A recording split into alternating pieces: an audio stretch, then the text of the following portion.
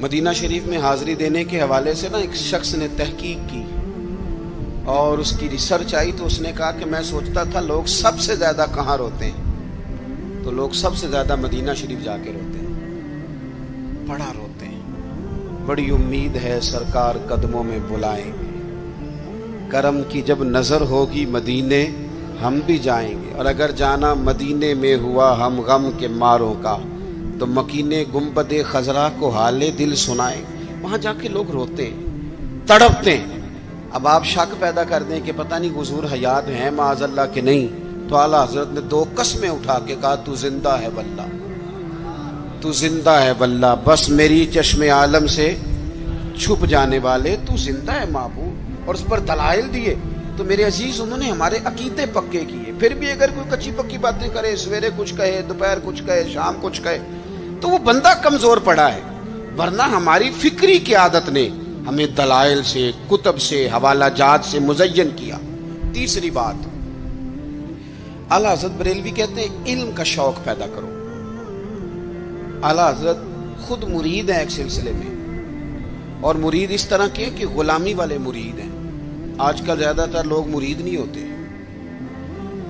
ناراض نہ ہونا، اگر کوئی پڑھا لکھا بندہ ہو تو وہ ویسے بھی مرید نہیں ہوتا، وہ اگر ہو کبھی تو خلیفہ ہی ہوتا ہے ڈائریکٹ، مرید نہیں ہوتا، مزاج نہیں، مرید ہونے کا مزاج نہیں، یہ طبیعت نہیں۔ آج کل لوگ شاگرد بھی نہیں ہوتے، ناراض ہو گئے آپ لوگ، ہو جائیں کوئی مسئلہ نہیں، میں نے تو ابھی چلے جانا ہے، ہو جائیں بے شک۔ آج کل لوگ شاگرد بھی اس طرح لگتا ہے کہ جس طرح کوئی امدادی کتاب نہیں ہوتی، اس طرح استاد سے کوئی تھوڑا سا گائیڈ لائن لیتے ہیں، ورنہ وہ شاگرد ہونے کو تیار نہیں ہے۔ میں صحیح بتاتا ہوں، بہت سارے شاگردوں کو میری ملاقات ہوتی ہے اور بعد میں وہ کہتے ہیں نا میں استاد جی کو بیٹھا سا، تو میں چونکہ دیہاتی آدمی ہوں، میرا 2 ڈنڈے لگانے کو بھی دل کرتا ہے، تجھے پتہ ہی نہیں استاد جی کے پاس کیسے آیا جایا کرتا ہے، تجھے خبر ہی کوئی نہیں۔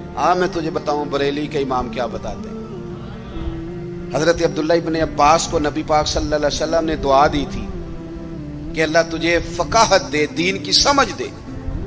حضور کی دعا سے بھی اللہ دے دیتا۔ حضور تو حضرت ابو ہریرہ کو خالی بظاہر خالی چلو بھر کے ڈال دے تو اللہ تعالیٰ اس سے قوت حافظہ دے دیتا ہے، تو یہاں تو دعا دی تھی، لیکن ان کا ذوق علمی کیا بنا، یہ اعلیٰ حضرت ملفوظات دیکھیے گا۔ وہ خاندان رسول کے چشم و چراغ ہو کے، حضور کے چچا زاد ہو کے، استاد کے دروازے پر جب پڑھنے جاتے تھے نا تو جا کے دروازے پہ دستک نہیں دیتے تھے، کہتے میں اپنے استاد کے دروازے پر کبھی حضرت ابی بن کعب کے پاس جاتا رضی اللہ تعالیٰ عنہ، کبھی حضرت زید بن ثابت کے پاس جاتا، میں جا کے باہر دروازے پہ بیٹھ جاتا، دستک نہیں دیتا تھا، ٹیلی فون نہیں کرتا تھا کہ پیر صاحب میں پہنچ گیا جی، ہار لے کے باہر آ جاؤ، باقاعدہ مرید صاحب آ گئے جلدی کر لے، استاد جی میں کب سے باہر کھڑا ہوں، یہ انداز نہیں۔ فرماتے ہیں کہ میں دروازے میں بیٹھ جاتا اور کبھی کبھی بیٹھے بیٹھے تھک جاتا، دستک نہیں دینی، وہ خود آئیں گے تو دستک نہیں دینا۔ کہتے کبھی یوں بھی ہوتا کہ حضرت ابی بن کعب رضی اللہ تعالیٰ عنہ کا مکان کا دروازہ چونکہ صحرا میں کھلتا تھا تو ٹھنڈی ہوائیں مدینہ چومنے آتی تو ریت کے مقدس ذرے اڑ کے میرے بالوں میں بھی پڑ جاتے، لیکن میں دستک نہیں دیتا تھا۔ استاذ مردی سے باہر آتے تھے اور جب وہ آ جاتے تو پھر میں جھولی پھیلا کے کہتا میں آپ سے رسول پاک کی حدیثیں سننے آیا۔ اعلیٰ حضرت فرماتے ایک دن گھوڑے پہ بیٹھ کے حضرت زید بن ثابت آ رہے تھے تو ضرورت کوئی نہیں تھی کیونکہ انہوں نے لگام تھامی ہے، گھوڑا چل رہا ہے، لیکن یہ بتانے کے لیے کہ میں شاگرد ہوں، یہ بتانے۔ میں کبھی اتنا مصروف نہیں تھا زندگی میں جب آج کل اتنا مصروف ہوا ہوں۔ کل میں نے ظہر کے بعد اسلام آباد سے کوئی 1 گھنٹہ اوپر پہاڑیوں پہ تھا میں، اور آج میں ظہر کے بعد آپ کے پاس ہوں، ابھی مجھے گوجرا جانا ہے اور پھر رات کو وہاں سے واپس لوٹنا ہے، اور کل ظہر کے بعد مجھے خانے وال پہنچنا ہے۔ کئی دفعہ ایک پیر اٹھاتا ہوں تو اٹھایا نہیں جاتا، گاڑی میں بیٹھے بیٹھے حد ہو جاتی، اور اس کے باوجود لوگ روزانہ 25-30 لوگ ہم سے ناراض ہوتے ہیں کہ ان وڈے ہو گئے وہ ٹائم ہی نہیں دیتے، اس کے باوجود یہ حال ہے۔ کبھی کبھی کچھ چیزیں مزہ دیتی ہیں۔ میں نے ایک وعدہ کیا ہوا تھا، لاہور میں کسی سے میں نے جانا تھا تو میرے استاد صاحب کا فون آ گیا، مان لگے کتنے میں، او شاگردو ترس جاؤ گے نوازوں کو، یہ 2-4 جو رہ گئی ہیں ان کی قدر کرو. کتنے میں بھائی؟ میں اس کی حضور میں کہا رہا ہوں. فرمان لگے پرسوں پنڈی جانا ہی. میں نے چونکہ لاہور وعدہ کیا ہوا تھا, میں کہ حضور میں ذرا اتنے کی کام میں پرسوں پنڈی کی مصروفیت ہے, تو میرے استاد ہیں اور یہ بات انہوں نے کی تو میرا قد بڑا ہوا. فرمان لگے تینوں وضاحت دینا میں ضروری نہیں سمجھتا, تو پرسوں سویرے 9 بجے تیار ہو کے سڑک تے آویں جانا ہے. بڑے لوگ دعوت دیتے ہیں, بڑے لوگ پیغام دیتے ہیں, بڑا پیار کرتے ہیں. آپ یقین کریں مزہ آ گیا بات کا. مجھے جو بندہ پوچھے پنڈی خیر ہے, میں کہا مینوں آپ نہیں پتا. گھر والے پوچھتے پنڈی خیر ہے, اور میں کہا مزہ بڑا آنا ہے جانے دا, پتہ کوئی نہیں کی کام ہے. انہوں نے کہا پرسوں کبھی مزہ بھی تو لو نا, کبھی ذائقہ بھی تو لو نا.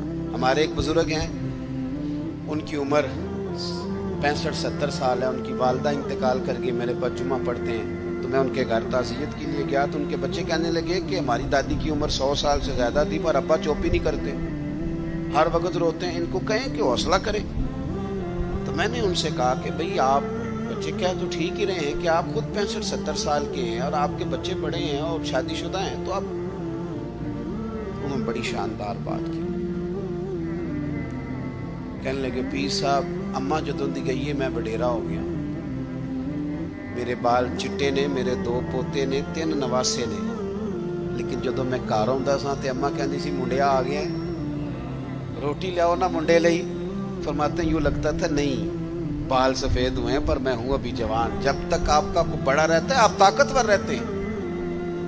خود بخود اپنے آپ کو بڑا کرنے کی کوشش نہ کریں, کسی کو بڑا مانے, طاقتور رہیں گے, جان رہے گی, آپ کی پشت پہ کوئی کھڑا رہے گا. اور اگر نکل جاؤ گے چھتڑی سے تو طلباء کرام یاد رکھنا کمزور پڑ جاؤ گے. اگر پشت پہ کوئی ہوتا ہے تو بندہ طاقتور ہوتا ہے. ضرورت نہیں تھی. حضرت زید بن ثابت رضی اللہ تعالیٰ عنہ کے گھوڑے کی لگام تھامنے کی, پر اعلیٰ حضرت فرماتے ہیں کہ آگے دوڑ کے, حضرت عبداللہ ابن عباس نے دیکھا نا میرے استاد آگے, دوڑ کے جا کے گھوڑے کی لگام پکڑی. تو حضرت زید بن ثابت کہنے لگے ہو میرے نبی کریم علیہ السلام کے چچا کے بیٹے یہ آپ کیا کر رہے ہیں؟ تو کہنے لگے ہمیں بتایا گیا ہے. لفظ دیکھنا ملفوظات شریف میں اعلیٰ حضرت نے لکھے, ہمیں بتایا گیا ہے کہ علماء کا احترام کرنا.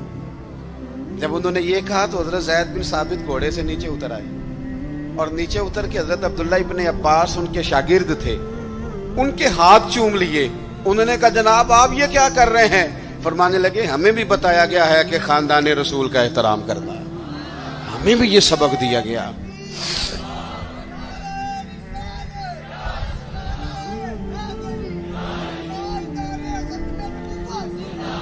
تو ذوق, علمی ذوق پیدا کریں, ادب والا ذوق پیدا کریں, اور علم سیکھیں تو عمل کرنے کے لیے. صرف تقریر کے لیے, بحث کے لیے, کل کو ڈگری لینے کے لیے نہیں.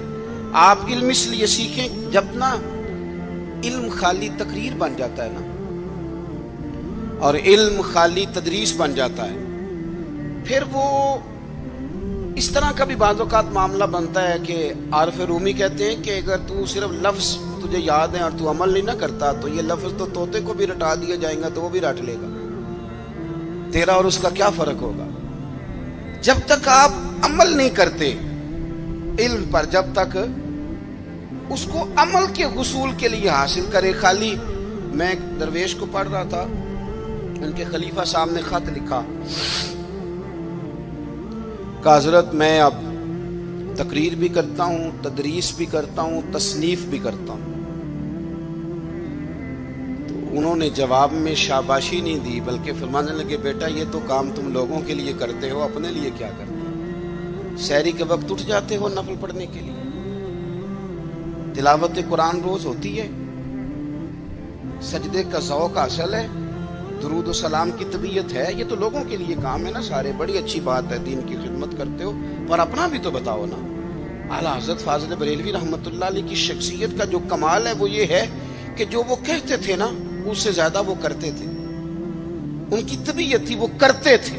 آپ جب تک اپنی زندگی میں عمل کو نہیں لے کے آتے, داتا صاحب رحمۃ اللہ علیہ کسی سے فرماتے ہیں کہ مجھ سے کسی نے پوچھا ہے کہ کوئی چلہ بتائیں.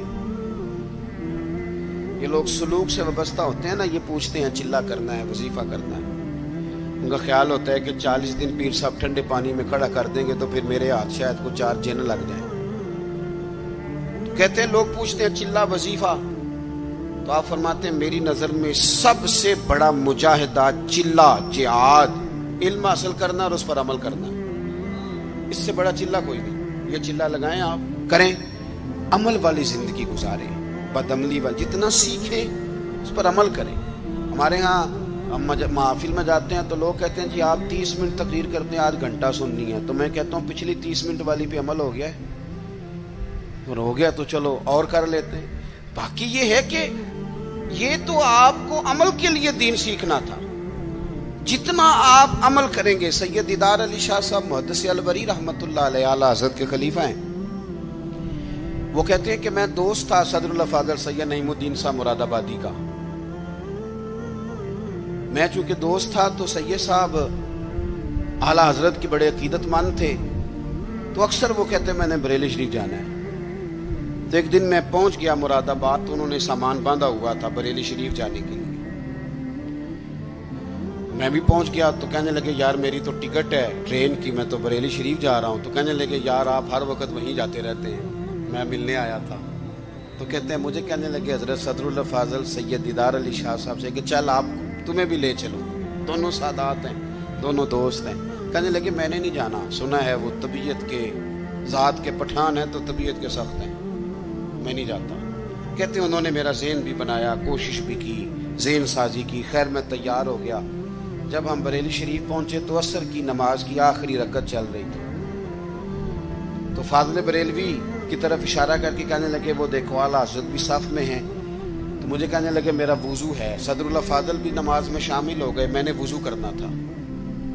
کنویں پہ ایک طالب علم مدرسے کا پانی نکالے وضو کے لیے تیار تھا. میں نے جلدی سے پانی آگے بڑھ کے لیا. تو مجھے کہنے لگا بابا جی پہلے پوچھ تو لیں. تو میں نے کہا شاید کسی طالب علم کی ڈیوٹی ہے, کیونکہ آپ کو پتہ ہے اللہ خیر کرے کچھ لوگوں نے مدرسے بنائے ہی اس لیے ہیں کہ طالب علم نوکری کریں گے. اللہ اکبر, اتنا کام کرایا جاتا ہے معاذ اللہ. اگر ان سے کہا جائے کہ آپ کا شہزادہ نور بھی باہر نکلے. میں نے تو اب دوستوں سے کہا تقوی کا معیار بھی بدل دو. پہلے کہتے تھے نا جی ہم نے کبھی مدرسے کی روٹی نہیں کھائی. میرے خیال میں تقوی یہ ہے کہ کھایا ہی مدرسے کی کرو, پتہ چلے بچے بیچارے کیا کھاتے ہیں. یہی کھاؤ تاکہ تمہیں سمجھ آئے. آپ یہ اپنے مزاج بدل کے دیکھیں کہ یہ اگر تو آپ اور آپ کے بچے بھی کھا سکتے ہیں تو ٹھیک ہے. پھر یہ کون سا معیار ہے بھائی؟ آپ کہتے ہیں میں نے کبھی کھائی نہیں, وہ کھانے والی ہے ہی نہیں. وہ آپ کے کھانے والی ہوتی تو ضرور کھاتے, الا ماشاء اللہ. آمدام برسر مطلب فرماتے ہیں طالب علم سے کہا پانی, تو کہنے لگا جی نہیں میں, آپ نے پوچھا ہی نہیں. تو میں نے کہا چلو اجازت دے دو. تو کہنے لگے حضرت صاحب میں نابالغ ہوں, اپنی مرضی سے بھی اپنی چیز کسی کو نہیں دے سکتا. کہتے ہیں مجھ پہ چوٹ لگی. میں نے کہا یہاں علم نہیں پڑھایا جاتا, علم کا فیض بھی دیا جاتا ہے. یہ انداز